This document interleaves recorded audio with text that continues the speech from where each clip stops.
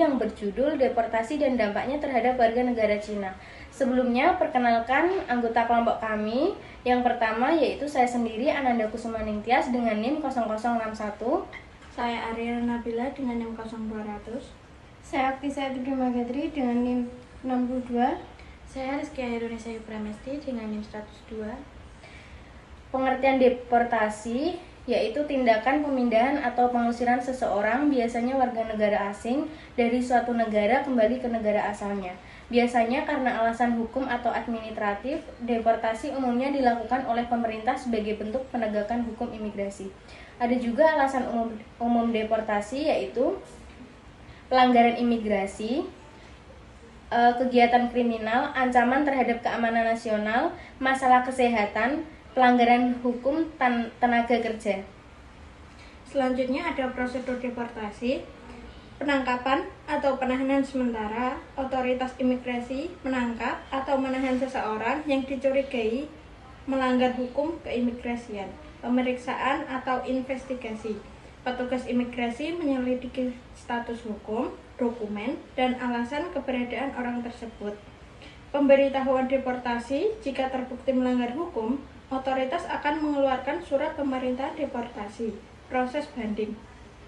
Di beberapa negara, orang yang dikenal deportasi dapat mengajukan banding atau permohonan suaka penahanan hingga deportasi. Biasanya, orang yang dideportasi akan dikenai larangan masuk kembali ke negara tersebut untuk jangka waktu tertentu, misalnya 5 atau 10 tahun. Selanjutnya, dampak terhadap warga negara Cina. Beberapa warga negara Cina yang dideportasi terlibat dalam aktivitas ekonomi di Indonesia tanpa izin yang sah. Misalnya, 2 WNA asal Cina dideportasi dari Bali karena diduga mendirikan perusahaan fiktif menggunakan izin tinggal terbatas. 2. Stigma sosial dan diskriminasi. Deportasi dapat menimbulkan stigma negatif terhadap individu yang terlibat, baik di negara maupun di negara tempat mereka tinggal sebelumnya. Warga negara Cina yang dideportasi mungkin menghadapi pandangan negatif dari masyarakat yang dapat mempengaruhi reputasi pribadi dan profesional mereka. 3. Proses hukum dan administratif yang panjang.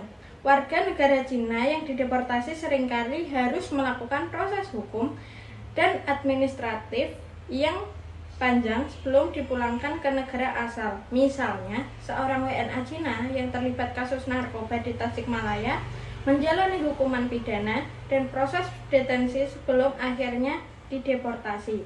Proses ini memerlukan waktu yang dapat menambah beban psikologis bagi individu yang bersangkutan. 4. Biaya repatriasi. Setelah menjalani proses hukum dan administratif, biaya repatriasi menjadi tanggung jawab individu yang bersangkutan. Hal ini dapat menjadi beban finansial tambahan, terutama bagi mereka yang tidak memiliki sumber daya yang cukup. Selanjutnya ada dampak bagi negara tujuan. 1. Dampak sosial. Stigma terhadap diaspora. Deportasi massal dapat memperburuk pandangan negatif terhadap komunitas diaspora Cina yang di luar negeri. Hal ini dapat memperburuk hubungan antar etnis dan meningkatkan ketenagaan sosial di negara tujuan. 2. Dampak ekonomi. Biaya repatriasi. Pemerintah Cina mungkin perlu mengeluarkan biaya untuk memfasilitasi pemulangan warga negaranya, termasuk biaya transportasi dan administrasi. 3. Dampak politik. Tekanan diplomatik. Deportasi massal dapat menambah ketegangan diplomatik antara Cina dan negara-negara yang terlibat. Selanjutnya ada studi kasus deportasi warga negara Cina dari Indonesia dan dampaknya. Contoh kasus, pada Juli 2017, Direktorat Jenderal Imigrasi Indonesia menangkap sekitar 153 warga negara Cina di Tangerang dan Jakarta yang diduga terlibat dalam penipuan daring lintas negara. Setelah proses pemeriksaan sebagian besar dan mereka deportasi ke Cina. Selanjutnya ada upaya pencegahan. 1. Mengurus dokumen ilegal. 2. Mengajukan banding atau permohonan tinjau kembali. 3. mencari bantuan hukum. 4. Mengajukan perlindungan kemanusiaan. 5. Melaporkan kejadian dan kondisi sosial. 6. Berkoordinasi dengan organisasi internasional. 7. Mengikuti prosedur pemerintah.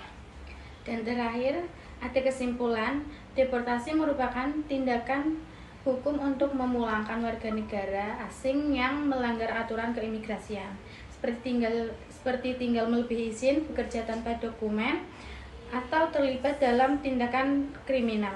Dalam kasus warga negara Cina di Indonesia, deportasi menimbulkan berbagai dampak, seperti kehilangan sumber penghasilan, stigma sosial, proses hukum yang panjang, dan beban biaya repatriasi. Selain itu, negara tujuan seperti Indonesia juga merasakan dampak sosial, ekonomi, dan politik, terutama terkait hubungan diplomatik.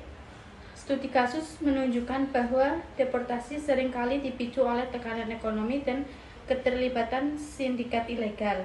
Oleh karena itu, diperlukan kepatuhan terhadap hukum imigrasi, pendampingan hukum, serta kerjasama dengan lembaga internasional untuk mencegah deportasi dan melindungi hak asasi para migran. Sekian presentasi dari kelompok kami. Sekiranya ada salah-salah kata mohon dimaafkan. Wabillahi taufiq wal hidayah. Wassalamualaikum warahmatullahi wabarakatuh. Terima kasih.